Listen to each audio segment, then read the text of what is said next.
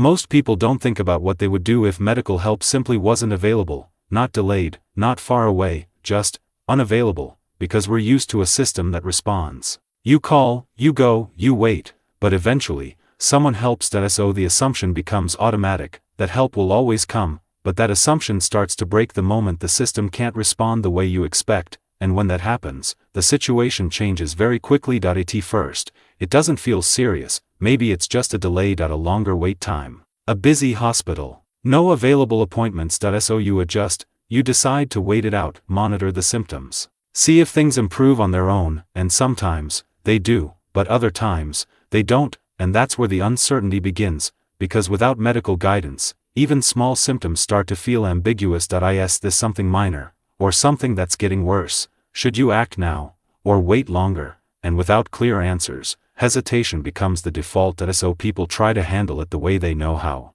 They rely on past experiences, what worked before, what felt similar, what someone once told them, and at first, that feels reasonable, but here's the problem: symptoms can look similar, while coming from completely different causes, and when you treat based on assumption instead of understanding, outcomes become unpredictable. So people adjust again, they look for information, search online, ask others, try to piece together some kind of direction, but information without context can be misleading, because what applies to one situation doesn't always apply to another, and without knowing the difference, it's easy to follow the wrong path with full confidence. Now the situation becomes more complex, because it's no longer just about the condition, that it's about decision-making under uncertainty. Every choice carries weight. Do nothing, and risk things getting worse. Do something, and risk doing the wrong thing. That tension is where most people get stuck, but here's where a shift needs to happen, because the real issue isn't just the absence of medical help. It's the absence of a way to think when medical help isn't there. There's a difference. One is a situation, the other is a skill, and when you look at how people actually manage in these moments,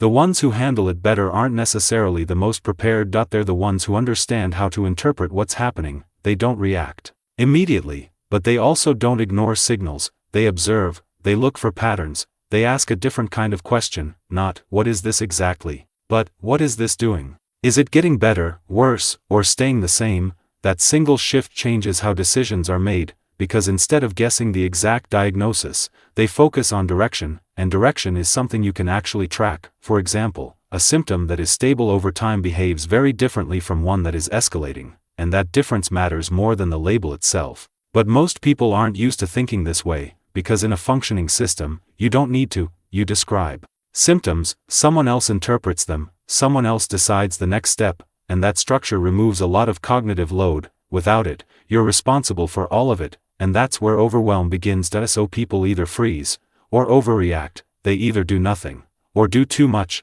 Neither is ideal. What actually works is something more grounded. A middle layer, understanding basic thresholds, knowing which signs suggest urgency, knowing which ones allow time for observation, and most importantly, knowing how to respond without escalating the situation unnecessarily, because not every symptom needs immediate action, but some do, and the challenge is telling the difference without external guidance. This is where most mistakes happen, not because people don't care, but because they don't have a framework. So decisions become emotional, driven by fear, or false reassurance, instead of structure. And structure is what reduces risk. It doesn't eliminate uncertainty, but it gives you a way to move through it, which brings us to the key turning point. The real issue isn't that medical help isn't available. It's that most people have never learned how to operate without it, and once you see that, the situation becomes clearer, because the goal isn't to replace medical professionals. It's to bridge the gap until they're available again. That's a very different objective. It means stabilizing,